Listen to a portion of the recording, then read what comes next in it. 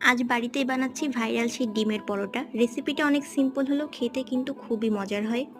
প্রথমেই আমি একটা বাটিতে পেঁয়াজ, মরিচ আর ধনেপাতা কুচি করে নিয়েছি। এরপর এর মধ্যে ৩টে ডিম আর সামান্য একটু লবণ দিয়ে খুব ভালোভাবে মিশিয়ে নিচ্ছি। এরপর রেগুলার পরোটার আটা যেভাবে মাখা হয় সেভাবে একটা ডো তৈরি করে নিয়ে ছোট ছোট লেচি কেটে নিয়েছি। এবার সেখান থেকে একটা রুটি বেলে প্রথমে আমি এর উপরে সামান্য একটু তেল দিয়ে খুব ভালোভাবে চারদিকে স্প্রেড করে দিচ্ছি। এরপর রুটিটাকে চারদিক থেকে ভাঁজ করে চারপাশের মুখটাকে খুব সুন্দর করে সিল করে দিচ্ছি। সামান্য একটু ময়দা দিয়ে আবারও বেলে নিচ্ছি।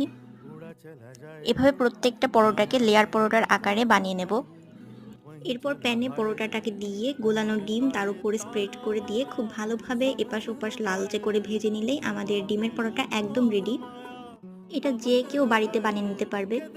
রেসিপিটা ভালো লাগলে লাইক, শেয়ার এবং সাবস্ক্রাইব করতে ভুলবেন না। Thanks for watching. See you in my next blog.